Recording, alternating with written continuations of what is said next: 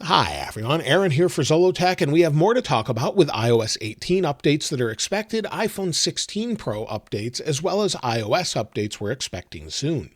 This is your weekly Apple News update for the week of March 11th, 2024.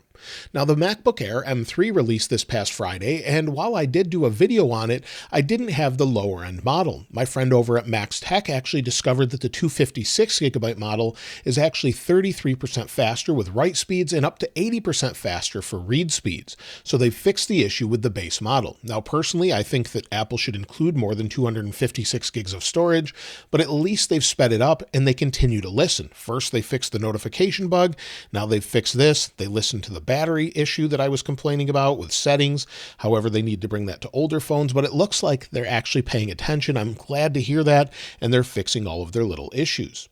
Now, if you live in the EU and you install a third-party app or maybe a third-party app store and then travel outside the EU, Apple will allow you to update those apps for 30 days. Before, it was just sort of an unknown amount of time. They've clarified this, saying that it will be updated for or allow you to update for 30 days. After that time, the app should still function, but in order to install new apps, you'd actually have to go back into the EU physically, so it's based off your GPS information. The USA is set to vote on a bill that could result in the banning of TikTok. If passed, President Biden said he'll sign the bill into law. Basically, it would require ByteDance, who owns TikTok, to get rid of all their shares of TikTok within 6 months of the bill being passed or face a total ban.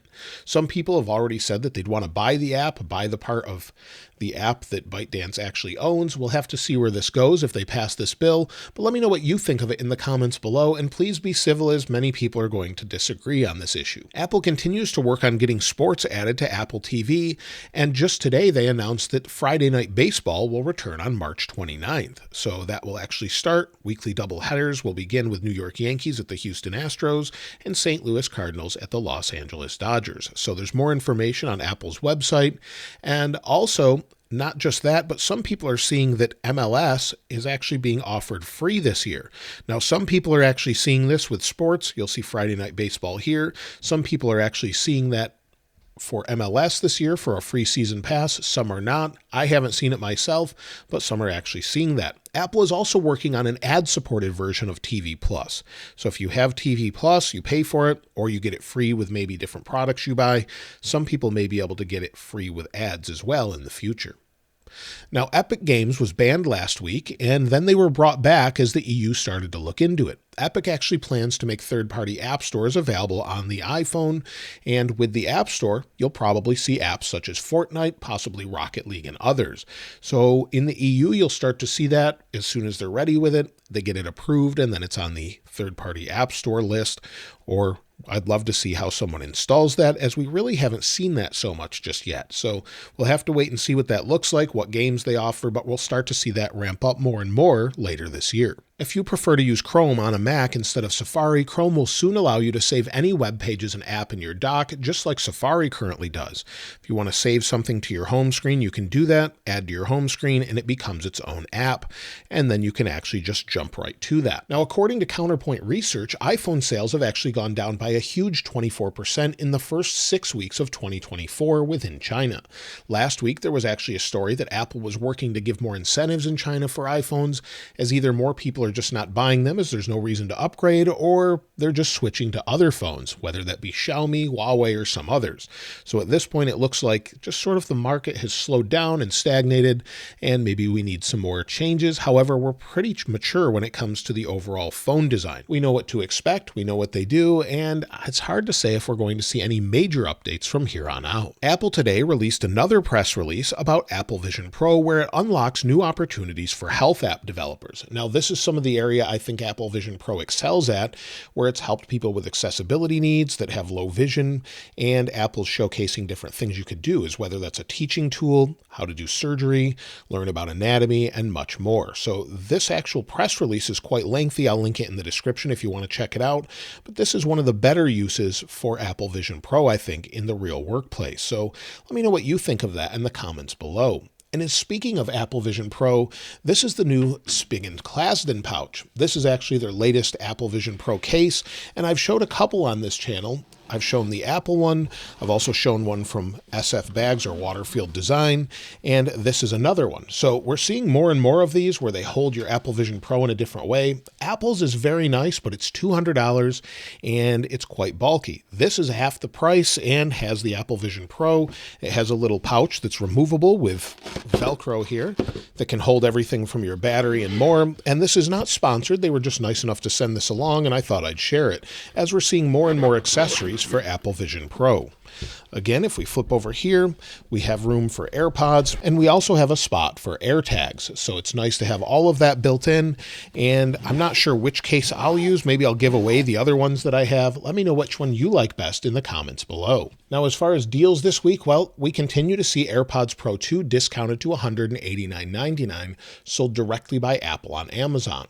Also, we're seeing discounts on iPads, as well as Beats Studio Pro are still on sale for a very reasonable $150 off, down to $199. Apple Pencil 2 is still discounted, as we're expecting a new one as well, and we have some discounts on watches. I'll link all of those in the description below. Now, as far as the next versions of iOS, well, it looks like we're going to get an iOS 17.4.1. I long suspected this. I've been mentioning it for a couple of different videos, and it looks like MacRumors is now seeing it in their analytics. So we are actually preparing for this. We're going to probably see it within the next week or two before we get the next version or major version of iOS. And speaking of the next version, I would expect iOS 17.5 Beta 1 to be as soon as tomorrow or Wednesday. That should bring probably some new features, maybe some of the ones they removed from iOS 17.4, and so we'll get stability updates with that, as well as 17.4.1. So look forward to that very soon. I can't imagine it will be too long before we see that. Now, as far as iOS 18, there's more to talk about there. Now, some of the things we already know about is that it will have Spotlight with AI, generative AI features, as well as an updated Siri to go along with that. We'll get RCS messaging, new design updates, and what that means specifically, we don't know yet, whether it be the control center or something else, as well as many more updates with things such as Xcode to help developing using AI, and the latest updates to iOS 18 are actually about new accessibility features. One of them from Mark Gurman is that AirPods will use a new feature to allow it to have a hearing aid mode. So instead of having to buy expensive hearing aids, you could use them directly through your AirPods Pro. We sort of have that with Live Listen. Now it will be part of the feature set, it seems, of iOS 18 if these rumors are correct. MacRumors also said that their sources have revealed a new adaptive voice shortcut option to map your own phrases to accessibility shortcuts, and this goes along with live speech as well, which would gain a new category for personalized phrases. That sort of goes along with what Apple did last year, where you can create your own voice and have things such as voice control with your own voice and much more. So you could speak things out using your voice and then actually put it in categories how you would want it to react with accessibility settings. Also, font sizes are said to be making their way to more apps with this version, along with macOS, with books, news, stocks, tips, and weather, where you couldn't update the text size in general overall. So a lot of different things are coming. I think we're going to see some major reveals probably closer to the release of iOS 18 Beta 1, which is expected in June.